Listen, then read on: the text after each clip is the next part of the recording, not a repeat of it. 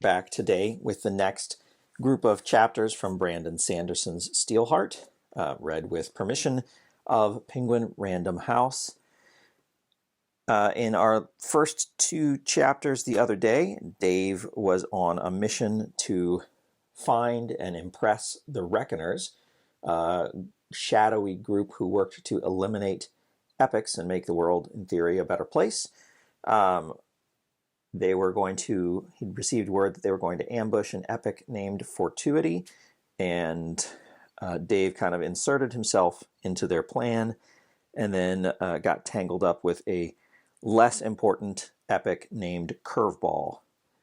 And that's where we rejoin the story today as Dave's hastily thought up story starts to fall apart. Handguns have one distinct advantage over rifles. They're fast. I didn't even try to beat him to the draw. I ducked to the side, running as fast as I could toward an alleyway. In the near distance, somebody screamed. Fortuity, I thought. Did he see me run? But I'm not standing in the light, and he wasn't watching. This is something else. The trap must have... Curveball opened fire on me. The thing about handguns is that they're blasted difficult to aim. Even trained, practiced professionals miss more often than they hit.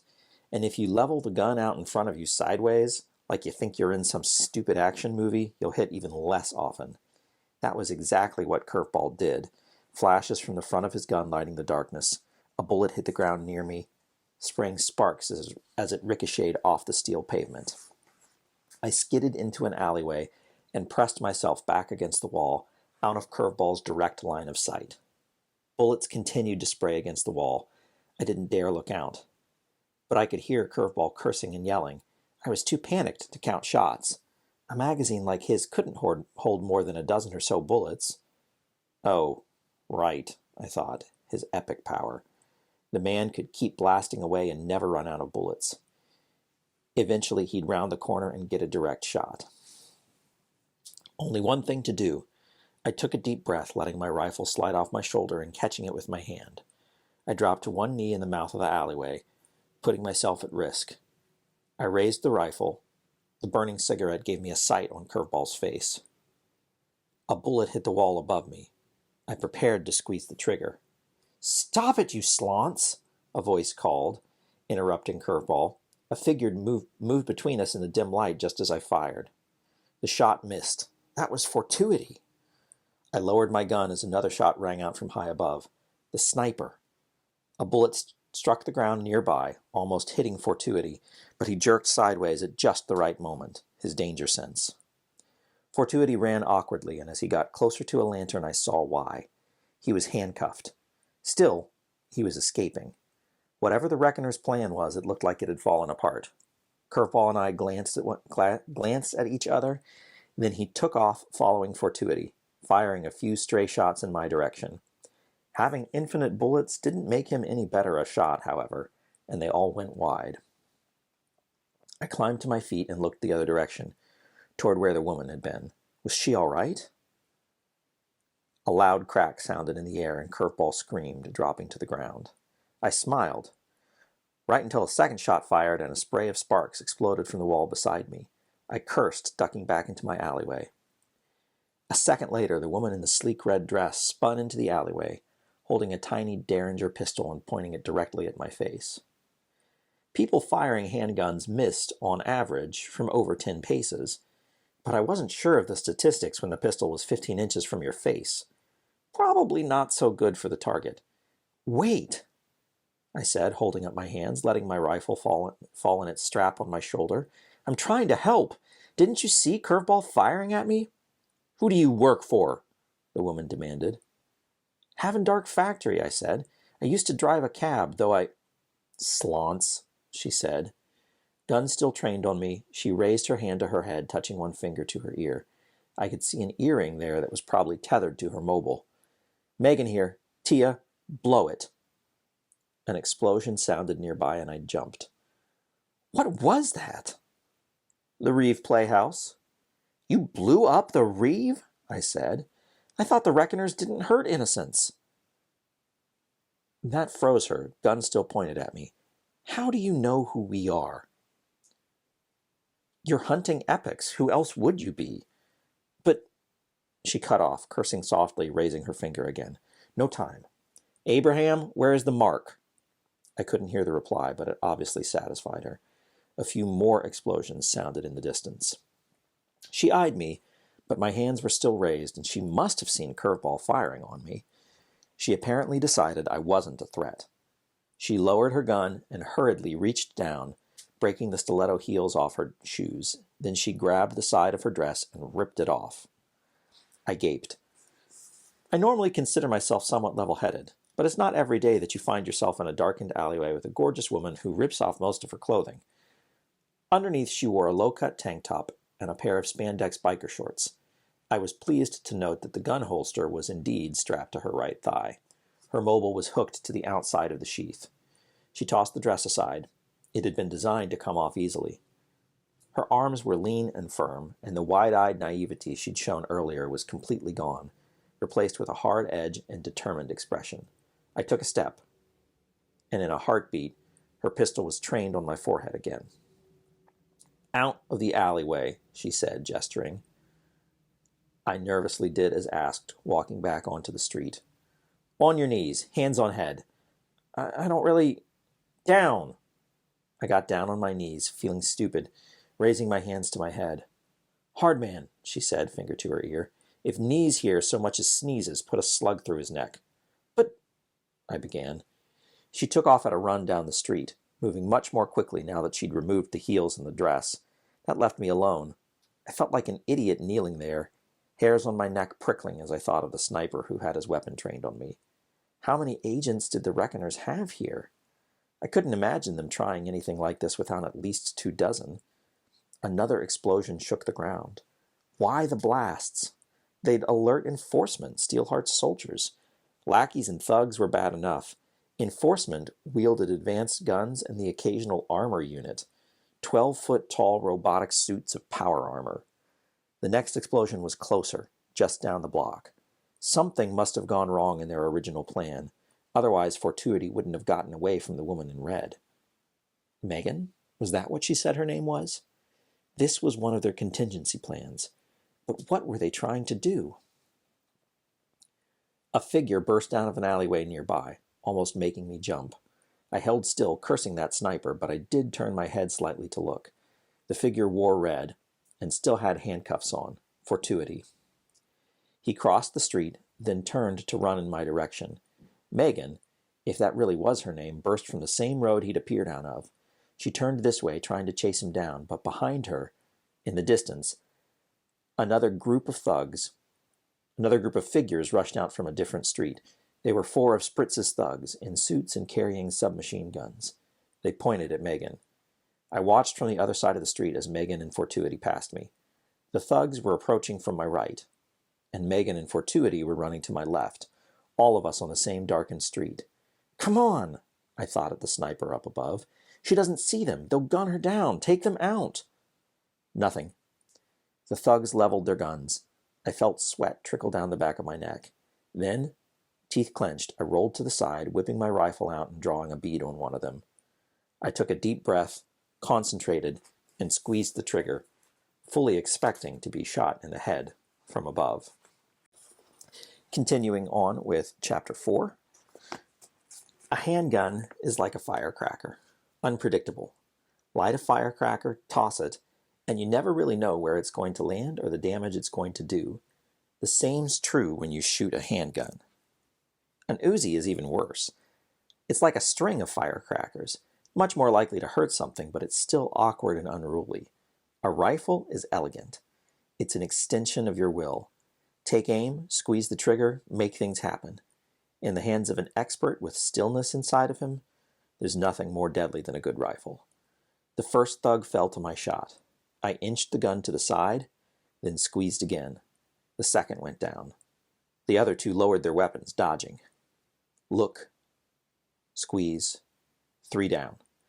The last one was full out running by the time I focused on him, and he managed to get behind cover. I hesitated, spine itching, waiting to feel the bullet from the sniper hit my back. It didn't come. Hardman, it appeared, had realized that I was a good guy. I stood up hesitantly. It wasn't the first time I'd killed, unfortunately. It didn't happen often, but once or twice I'd had to protect myself in the understreets. This was different, but I didn't have time to think about it. I shoved those emotions aside, and not knowing what else to do, I turned to the left and took off at a dead run down the street after Fortuity and the Reckoner woman. The Epic cursed and weaved toward a side street.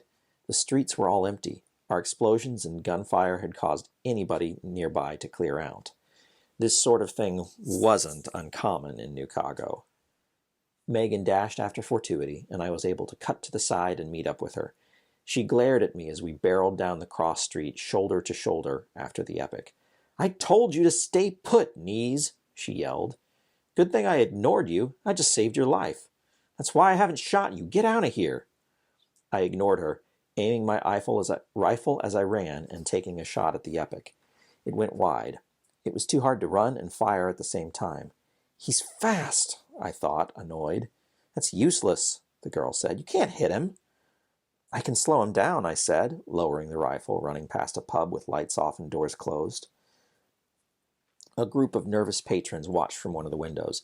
"Dodging will throw him off balance." "Not for long." "We need to both fire at once," I said.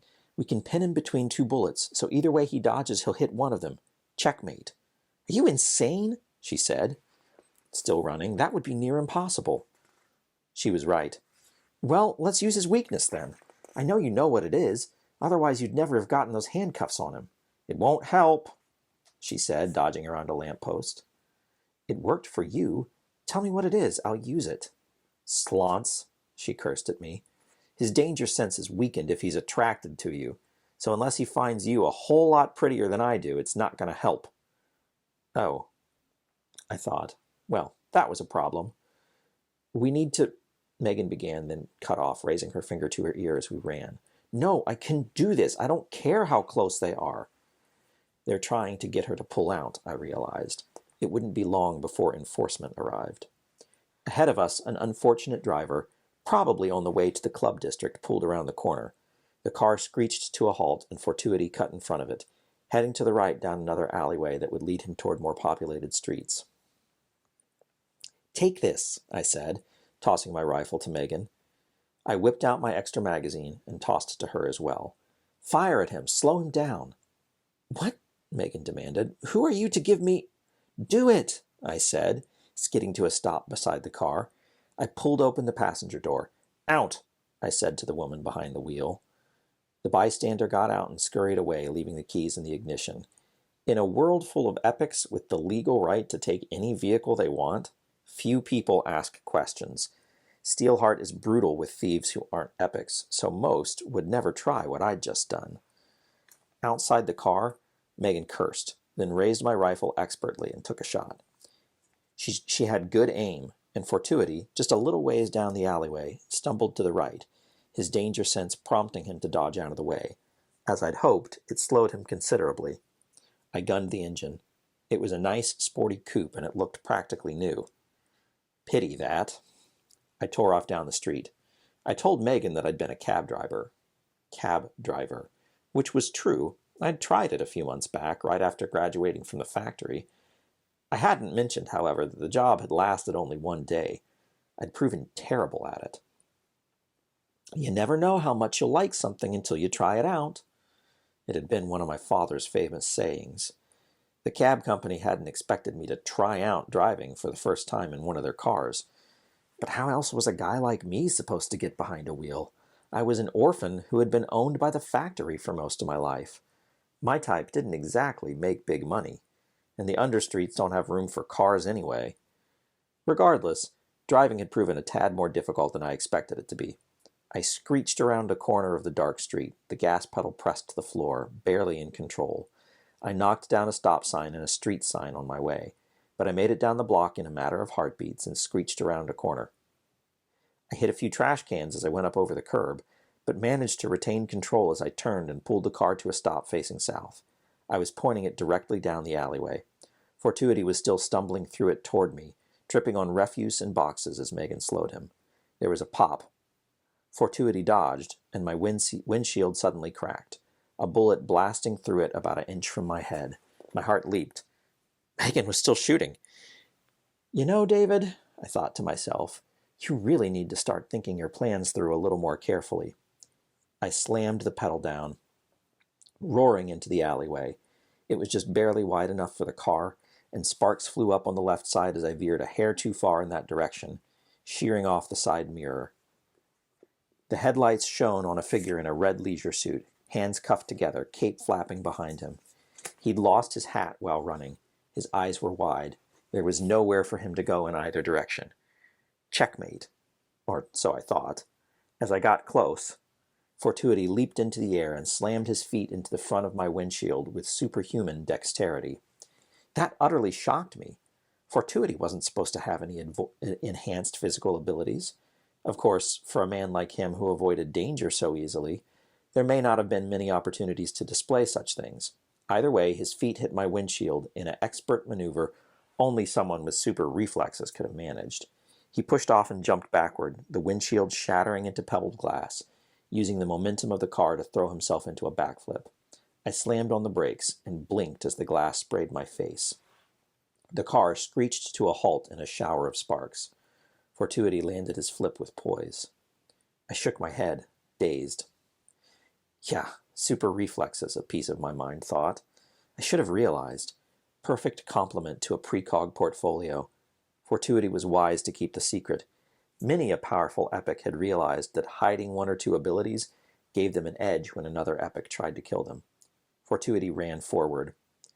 I could see him glaring at me, lips curling up in a sneer. He was a monster. I documented over 100 murders tied to him, and from the look in his eyes, he intended to add my name to that list. He leaped into the air toward the hood of the car. Crack! Crack! Fortuity's chest exploded. And last chapter for today, chapter 5. Fortuity's corpse slammed down onto the hood of the car. Megan stood behind him. My rifle in one hand, held at her hip, her pistol in the other hand. The car's headlights bathed her in light. Sparks! She cursed. I can't believe that actually worked. She fired both at once, I realized. She checkmated him in the air with 2 shots. It had probably only worked because he'd been jumping. In midair, it would have been harder for him to jerk out of the way. But still, shooting like that was incredible. A gun in each hand, one of them a rifle? Sparks, I thought, echoing her. We'd actually won. Megan pulled Fortuity's body off the hood and checked for a pulse. Dead, she said. Then she shot the body twice in the head. And double dead, to be certain. At that moment, about a dozen of Spritz's thugs appeared at the end of the alleyway, sporting Uzis. I swore, scrambling into the back seat of the car. Megan jumped onto the hood and slid through the shattered windshield, ducking down in the passenger seat as a hailstorm of bullets slammed into the vehicle. I tried to open the back door, but of course the walls of the alleyway were too close. The back window shattered, and puffs of stuffing flew from the seats as they were shredded by Uzi fire. Calamity, I said. Glad it's not my car. Megan rolled her eyes at me, then pulled something out of her top. A small cylinder, like a lipstick case. She twisted the bottom, waited for a lull in the bullets, then lobbed it out the front window. What was that? I yelled over the shots. I was answered by an explosion that shook the car, blowing scraps of trash from the alleyway across us. The bullets stopped for a moment, and I could hear men crying out in pain. Megan, still toting my rifle, hopped over the torn-up seat and lithely slipped through the broken back window, then ran for it. Hey! I said, crawling out after her, bits of safety glass falling from my clothing. I jumped to the ground and dashed to the end of the alleyway, cutting to the side just as the survivors from the explosion started firing again. She can shoot like a dream, and she carries tiny grenades, a bit of my addled mind thought. I think I might be in love. I heard a low rumbling around the gunfire, and an armored truck pulled around the corner ahead, roaring toward Megan. It was huge and green, imposing with enormous headlights, and it looked an awful lot like a garbage truck? I asked, running up to join Megan. A tough-looking black man rode in the passenger seat. He pushed open the door for Megan. Who's that? The man asked, nodding to me. He spoke with a faint French accent. A slance, she said, tossing my rifle back to me. "But a useful one. He knows about us, but I don't think he's a threat." Not exactly a glowing recommendation, but good enough. I smiled as she climbed into the cab, pushing the man to the middle seat. "Do we leave him?" asked the man with the French accent. "No," said the driver. I couldn't make him out. He was just a shadow, but his voice was solid and resonant. "He comes with us." I smiled, eagerly stepping up into the truck. Could the driver be Hardman, the sniper? He'd seen how helpful I'd been. The people inside reluctantly made room for me. Megan slipped into the back seat of the crew cab, beside a wiry man wearing a leather camouflage jacket and holding a very nice-looking sniper rifle. He was probably Hardman. To his other side was a middle-aged woman with shoulder-length red hair. She wore spectacles and business attire. The garbage truck pulled away, moving faster than I'd have thought possible. Behind us, a group of the thugs came out of the alleyway, firing on the truck. It didn't do much good, though we weren't out of danger quite yet. Overhead, I heard the distinctive sound of enforcement copters. There would probably be a few high-level epics on the way, too. "Fortuity?" the driver asked. He was an older man, perhaps in his 50s, and wore a long, thin, black coat. Oddly, he had a pair of goggles tucked into the breast pocket of the coat. "Dead," Megan said from behind. "What went wrong?" the driver asked. "Hidden power," she said. "Super reflexes. I got him cuffed, but he slipped away." "There was also that one," the guy in the camo jacket, I was pretty sure that was Hardman, said. "He came up in the middle of it all, caused a wee bit of trouble." He had a distinctive southern accent. "We'll talk about him later," the driver said, taking a corner at high speed. My heart started to beat more quickly, and I glanced out the window, searching the sky for copters. It wouldn't be long before enforcement was told what to look for, and the truck was rather conspicuous. "We should have just shot Fortuity in the first place," said the man with the French accent. "Derringer to the chest." "Wouldn't have worked, Abraham," the driver said. "His abilities were too strong. Even attraction could only do so much.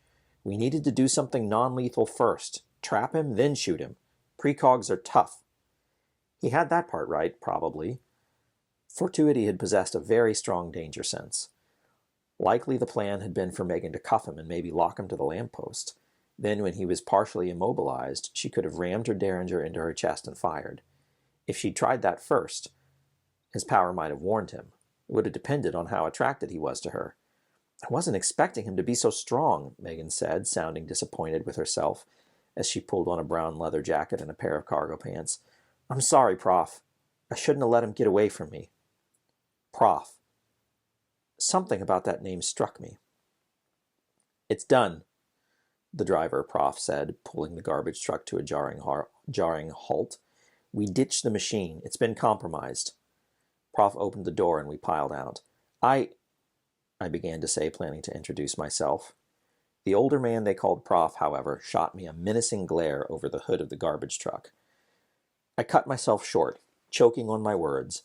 Standing in the shadows with his long jacket and that grizzled face, hair peppered with gray, that man looked dangerous.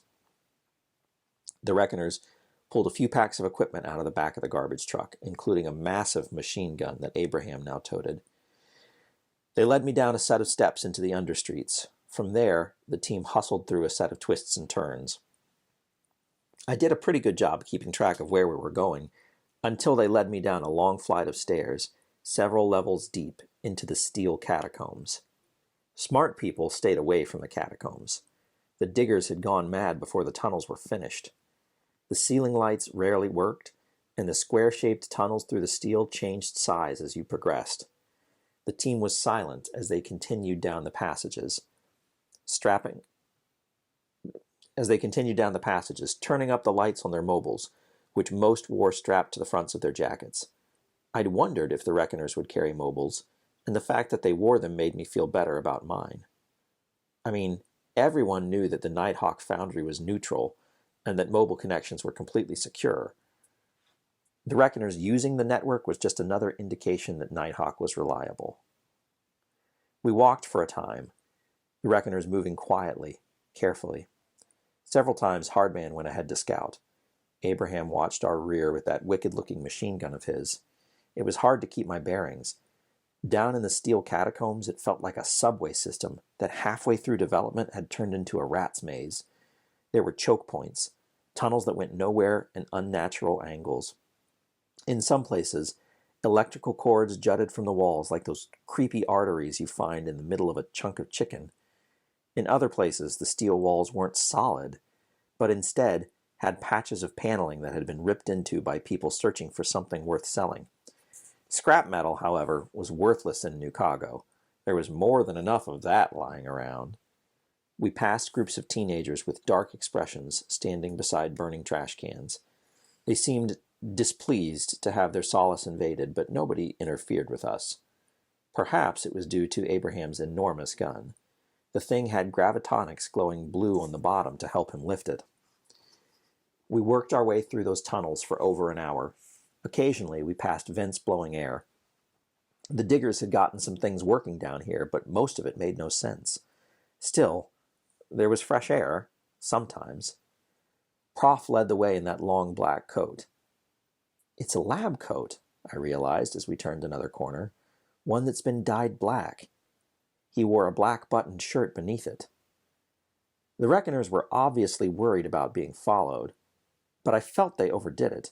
I was hopelessly lost after 15 minutes, and enforcement never came down to this level. There was an unspoken agreement. Steelheart ignored those living in the steel catacombs, and they didn't do anything to bring his judgment down upon them. Of course, the Reckoners changed that truce. An important epic had been assassinated. How would Steelheart react to that? Eventually, the Reckoners led me around a corner that looked like every other one. Only this time it led to a small room cut into the steel. There were a lot of these places in the catacombs, places where the diggers had planned to put a restroom, a small shop, or a dwelling. Hardman the sniper took up position at the door.